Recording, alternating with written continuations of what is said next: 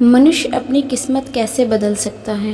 दोस्तों, भगवान शिव ने स्वयं माता पार्वती को बताया था कि इंसान अपनी किस्मत को कैसे बदल सकता है। यदि कोई भी कार्य करने पर उसका फल उचित प्राप्त नहीं होता है तो, और साथ ही मेहनत करने के बाद भी मेहनत सफल नहीं होती है तो, कोई भी कार्य शुरू करते ही वह बिगड़ जाता है तो, यह कहानी आपके लिए है। इस कहानी को ध्यान पूर्वक सुनिएगा। दोस्तों, एक बार की बात है, माता पार्वती और भगवान शिव एक साथ हुए थे। तभी भगवान शिव से माता पार्वती ने कहा, हे प्रभु, मेरे मन में एक प्रश्न चल रहा है, कृपया करके मेरे उस प्रश्न का उत्तर देकर मुझे संतुष्ट करें। तभी भगवान शिव ने कहा, हे देवी, बताएं आपके मन में कौन सी बात चल रही है। तभी माता पार्वती ने कहा, हे प्रभु, मनुष्य अपनी किस्मत कैसे बदल सकता है। यदि किसी भी मनुष्य के जीवन में कोई दुख है तो उसे कैसे बदल सकता है। यदि उसकी किस्मत उसका साथ नहीं देती है तो वो कौन सा कार्य करे कि उसकी किस्मत उसका साथ देने लगेगी। तभी भगवान शिव ने माता पार्वती से कहा, हे देवी, आपने बहुत ही उत्तम और महत्वपूर्ण प्रश्न पूछे हैं, क्योंकि इसके उत्तर से समस्त मनुष्य जाति का कल्याण हो जाएगा। देवी, मैं इस प्रश्न के उत्तर से आपको कहानी के माध्यम से समझाने का प्रयत्न करूंगा और साथ ही इसी कहानी में आपको आपके प्रश्न का उत्तर मिल जाएगा। तभी माता पार्वती ने कहा, हे प्रभु, आप मुझे कहानी सुनाए, मैं आपका कहानी जरूर सुनूंगी। भगवान शिव कहने लगे, हे पार्वती, एक बार की बात है, भगवान विष्णु और देवी लक्ष्मी का वेश बनाकर भ्रमण कर रहे थे। तभी उन्होंने देखा रास्ते में एक व्यक्ति अपने पत्नी के साथ बैठकर रो रहा है। तभी वे उनके पास बैठे और कहें, तुम कौन हो और इस सुनसान जंगल में क्या कर रहे हो। तभी इस प्रकार भगवान विष्णु की बात सुनकर उस व्यक्ति की सिसकियां कुछ कम हो गई। वो अपने आंसुओं को पोंछता हुआ कहने लगा, हे महाराज, मैं पास के गांव में एक बदनसीब व्यापारी हूँ। मैं जो कोई भी कार्य करता हूँ वो बिगड़ जाता है, और साथ ही इसी चक्कर में आकर मैंने अपने पत्नी के सारे जेवर और गहने बेच दिए हैं। साथ ही मैंने अपने परिवार को भी खो दिया और मेरा घर भी गिरवी पड़ा है। मुझे लगता है कि मैं किसी कार्य का ही नहीं रहा, मेरी किस्मत ही बहुत खराब है। भगवान शिव कहते हैं, हे पार्वती, इस प्रकार भगवान विष्णु उसकी बात सुनकर कहने लगे, अभी तो जान लूं तुम्हारी किस्मत कैसे खराब है, मैं भी सुनता हूँ तुम्हारी किस्मत में क्या खराबी है। फिर वो व्यक्ति कहने लगा, हे महाराज, पहले मैं खेती करता था मगर उसमें हर साल घाटा होता था।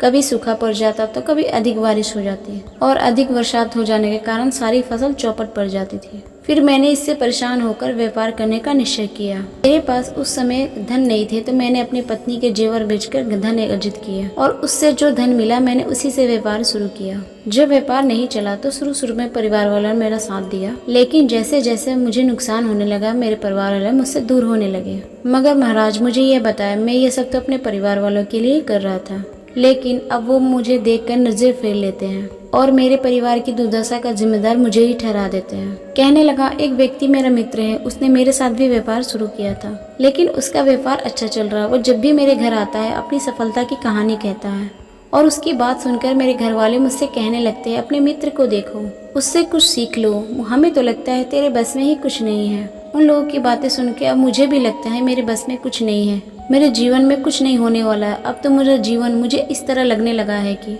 मुझसे कुछ नहीं होगा। मेरे जीवन में, मेरे मन में ये ख्याल आता है कि मेरा जीवन ही समाप्त कर लूं। मैं यहाँ इसी राज्य से आया था मगर मेरा हिम्मत नहीं हुआ, इसीलिए मैं एकांत बैठ के अपनी पत्नी के साथ रो रहा था। भगवान शिव कहते हैं, हे पार्वती, भगवान विष्णु उस व्यापारी की बात सुनकर कहने लगे, बस यही बात है कि इसके अलावा तुम और भी कुछ कहना चाहते हो।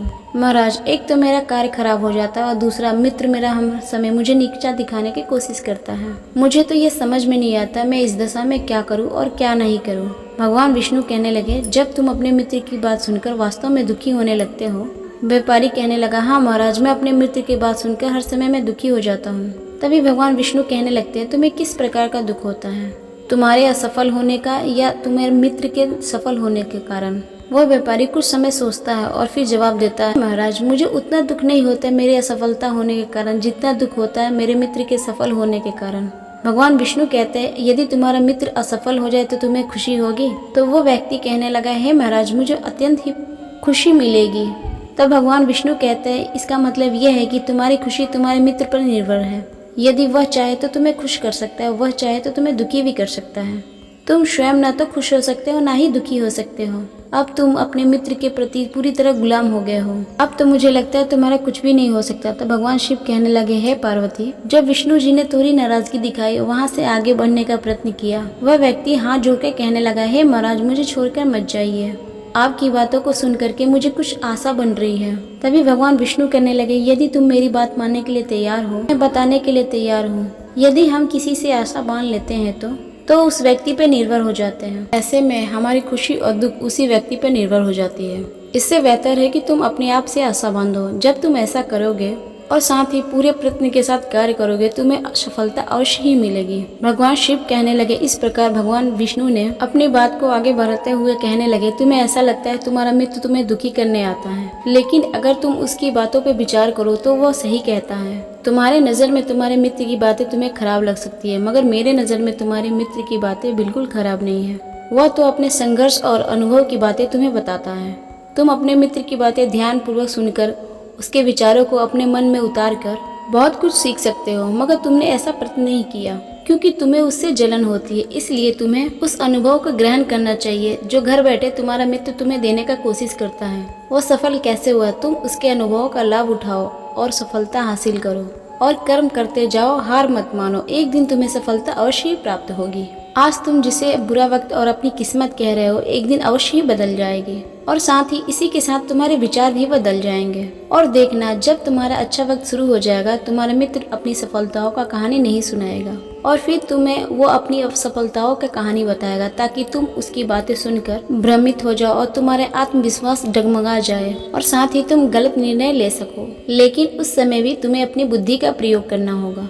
तुम्हारा मित्र जैसे आज तुम्हें दुखी करने आता है, उस समय भी तुम्हारा मित्र उस समय आएगा, क्योंकि जिस समय तुम्हें दुखी देख करके उसे मजा आता है, उसी तरह उसे भी तुम्हें दुखी देखने में मजा आता है। भगवान शिव कहते हैं, इस प्रकार विष्णु जी की बातें सुनकर वह व्यक्ति कहने लगा, आपने बिल्कुल सही कहा, मगर मेरा सबसे बड़ा दुख यह है कि मेरे परिवार के लोग मुझ पे भरोसा नहीं करते। वास्तव में तो मैं अपने परिवार के लिए अच्छा करना चाहता हूँ, लेकिन वे लोग मेरी बातों को समझने के लिए तैयार ही नहीं है। वह तो मुझे गलत ही समझते हैं और बात इतनी बढ़ गई है कि वो मेरा साथ भी छोड़ दिए हैं। भगवान शिव कहते हैं, पार्वती, विष्णु जी कहने लगे, अरे बात समझ गया, तुम सांत्वना चाहते हो। वास्तव में इस दुनिया में सभी लोग सांत्वना ही चाहते हैं। हम चाहते हैं कि हम जब भी कुछ करें लोग हमारी प्रशंसा करें, लेकिन आमतौर पे ऐसा नहीं होता। इसीलिए हमें दुखी हो जाते हैं और हमें ऐसा लगता है हमारे मित्र और परिवार वाले सब कोई हमारा सभी मतलबी है, लेकिन ऐसा नहीं होता। तुम अगर किसी को अपना परिवार मानते हो और उसके लिए कार्य करना चाहते हो तो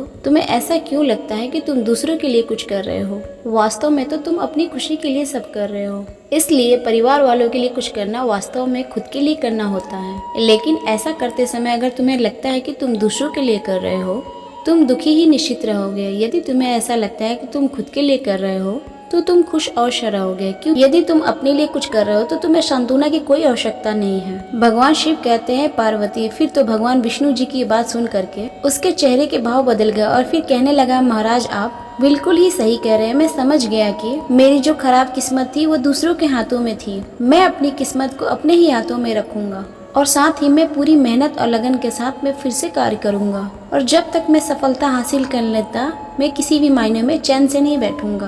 भगवान शिव कहते हैं, पार्वती, इस प्रकार भगवान विष्णु की बातें सुन करके मुस्कुराए और विष्णु जी ने एक डिबिया निकाल करके उस व्यक्ति को दिया और कहा कि हमेशा इसको तुम अपने पास में रखना। इसमें ऐसा एक राज छुपा हुआ है, तुम्हें बड़े से बड़े दुख से भी छुटकारा दिलाएगा। लेकिन एक बात को ध्यान रखना, इस डिब्बी को तभी बाहर निकालना तब तुम्हारे जीवन में जीने का कोई वजूद नहीं हो, कोई मकसद नहीं हो।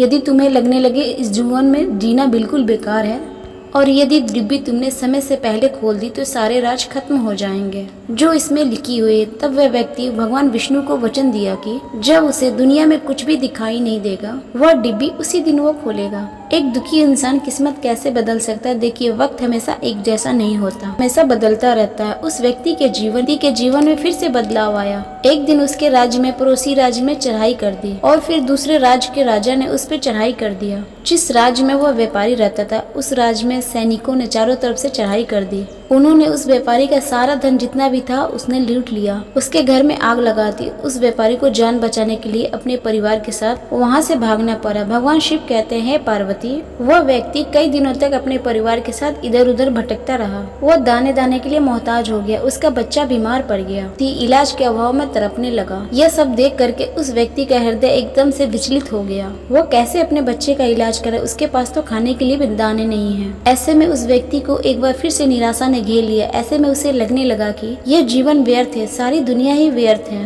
किसी भी बात का कोई मतलब नहीं है। भले ही आप जीवन में अपना जो कुछ भी कर ले, अंत तो जीवन की समाप्ति करके ही होता है। जीवित रहने का क्या फायदा, इससे बेहतर है कि मैं अपने जीवन को समाप्त कर लूं। भगवान शिव कहते हैं पार्वती वह अपने परिवार वालों के साथ आत्महत्या करने ही वाला था। उसी वक्त भगवान विष्णु की वो डिब्बी याद आ गई, क्योंकि भगवान विष्णु ने कहा था जब तुम्हें कभी भी दुनिया में कुछ भी न समझ में आए, ये जीवन व्यर्थ लगे, उस समय इस डिब्बी को खोल करके, इस डिब्बी में जो पर्चा है, इस पर्चे को खोल करके पढ़ना, तुम्हारा सारा दुख उसी समय दूर हो जाएगा। फिर इस प्रकार उस डिब्बी की याद आते उस व्यक्ति ने उस डिब्बी को निकाला और उस उत्सुकता के साथ उस डिब्बिया को खोला। उस पर्चे पे कुछ लिखा हुआ था। उसे पढ़ते ही उस व्यक्ति की आंखों से निराशा का सारा जाल हट चुका था।